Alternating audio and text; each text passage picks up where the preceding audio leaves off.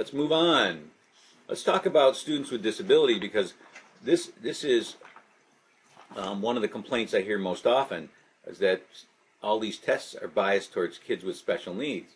So what do you think people mean when they say that these tests are biased against kids with special needs? Well, the way that we ensure tests aren't unfair to those with special needs is through the accommodation process. In theory, this is supposed to level the playing field. Most of us know of many accommodations given to classified and to 504 students, such as separate location and time and a half to take an exam, as well as a lot of others that are given out like candy in some cases. You know, if you have an IEP, then you're going to get all these accommodations whether you need them or not. So if an accommodation is given that it's meant to match the disability, bias should be eliminated. Yet, I'm not so sure that a great deal of thought is given to this process in some instances. In my experience, and it's being a special educator for 15 years, and then being an assistant principal for 6, and then a principal for 10, is that if a student gets classified, then people just check off a menu of accommodations, whether they need them or not. And of course, that's just my experience, but my wife, who happens to be a middle school assistant principal and who chairs a lot of child study teams, is often challenged, or she often challenges the educators to saying, why does this student need a separate location if being distracted is not one of their issues?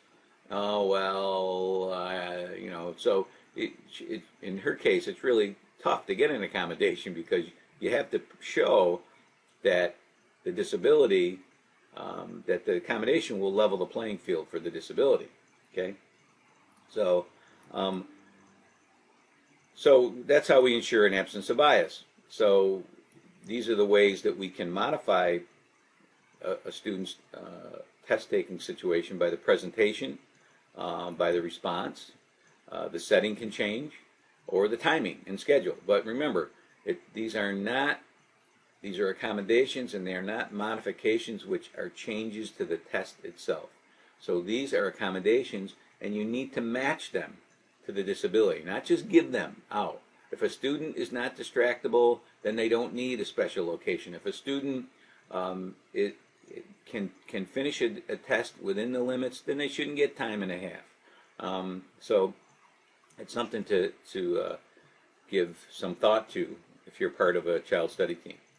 All right, I added this chart so you could look at it, and it shows the percentage of New York State students with disabilities who reached proficiency in 2006 and 2007. I think this is proficiency in English. I'm not sure. Oh, no, math. This is math. And I thought it was interesting how the percentage decreased steadily to the 8th grade. The good news is that at each grade level, the number is increasing, yet my theory that the longer you stay in special education, the further you get behind, seems to be borne out by this graphic. All right? Well, in theory, all the kids should be identified here. Okay? If we kick in our response to intervention, then kids should be identified almost immediately when they get into school and start struggling. Okay? In the old days, or even in some school districts now, students aren't identified until they failed for a couple of years, so they're not identified till the 3rd grade. So that may be one reason why you see it higher in the 3rd grade.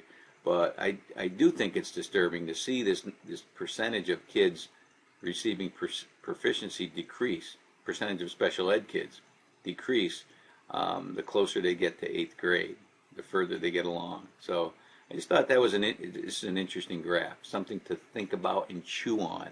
You know, is special education a holding tank for students with disability? Remember that discussion board we had way back in the beginning? Well, this is why I had that discussion board, because of this statistic.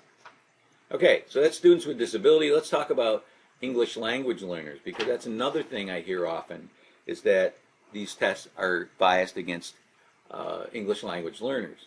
Okay, so what's the problem? Well, the problem is that No Child Left Behind requires districts to track subgroups in order to ensure adequate yearly progress for proficiency, so that all students are proficient by the year 2014. That's what AYP means, adequate yearly progress towards full proficiency in the year 2014. So that you have to pull out groups now. You just can't put kids into the average and say, oh, our school is great because we're all making adequate yearly progress. Now your subgroups have to be making that progress, and that's what Lacey's article summary was about, was that special ed is one of those subgroups, and as we know, that's one of the groups that is struggling to make adequate yearly progress.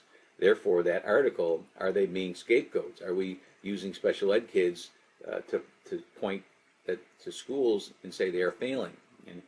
And that's a very good question. So, but the one thing is you have to have a large enough group, and I think somewhere between 30 and 35 students in that group. So if you don't have 35 special ed kids, or if you don't have 35 Asian kids or 35 Hispanic kids, then, which was the case in my high school, Rhinebeck High School, then you didn't have to report those groups.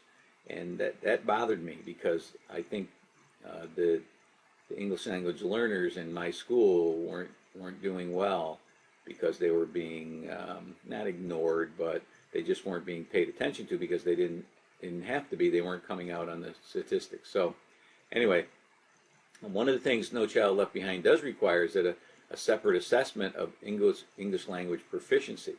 And this is one of the kickers of No Child Left Behind, is that if you're an English language learner and you pass the English language proficiency exam, you're now kicked out of the group. You're no longer an English language learner. So think about that. If all the kids that are starting to learn English are kicked out, who's left? It's the kids that can't speak and read English. So this is one of the areas of No Child Left Behind that really needs to be looked at and fixed, because it's a no-win. Because if you're removing kids from the group, it's like if you're in a low socioeconomic group as a child, the chances are you're going to be in that group all through school. But if you're an English language learner and you start to learn English, you're going to be out of that group. So it's a really catch-22 and something that needs to be looked at. So anyway, let's talk about some issues with English language learners, or as they're called, the government calls them, limited English proficient. Unlike special education students, where we can avoid bias with accommodations, it's not the case with English language learners. And one of the problems is that there are inconsistent regulations and procedures for classifying a student as LEP. In many instances, the number of English language learners in a school is too small to count as a separate group, and I mentioned that. Rhinebeck High School, where I was a principal, that was the case. A bigger problem would appear to be the instability of English language learners. As soon as you get one group of LEPs close to proficiency, they move out, and another low-functioning group moves in. So this is the real issues for large and small cities. So I mentioned that in the previous slide.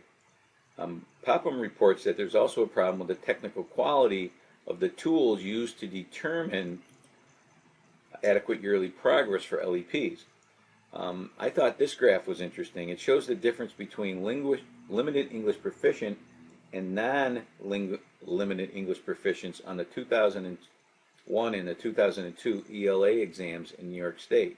You can see that the limited English proficient students have a ways to go to reach level 3 and 4.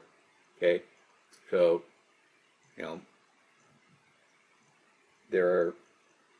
you can see here that 90% of kids that aren't LEP are achieving it at level 2 and 4, but only 48 or 56% are achieving there for limited English proficient. And you can see that level 4 and level 3 are way down, 14% to 62%. So we definitely have a ways to go. Okay, so what are some recommendations for dealing with ELLs, English language learners? Well, Last thing I wanted to share with you is at the end of Popham's chapter on bias, he notes that the President's Advisory Commission on Educational Excellence for Hispanic Americans makes some recommendations for the assessment of limited English proficient students. The first is that translated tests not be used with English language learners. So think about that. The reason for this is that most assessments have not undergone reliability or validity studies with a translated test. So when you translate a test, you're getting the translator's version of the test, not necessarily the test maker's version of it. So think about that. That's why we don't encourage that. The second recommendation is equally logical, that the Spanish versions of tests need to demonstrate that they are equivalent. So if you have a Spanish version of a test, it has to go through the same kind of validity and reliability testing that the English version does. And I know that's the case in some of the bigger tests, but it's something you need to look into or be careful about. And the third thing I chose to highlight is the use of interpreters should be discouraged for the same reason that a translated test shouldn't be used. So you're getting the version of the interpreter or the translator, not the version of the test maker. So there's several more recommendations listed in Chapter 4, but I felt these three were the most important and worth pointing out to you. So that's the end of this session, and I will. Oh my goodness! And I will be back next week.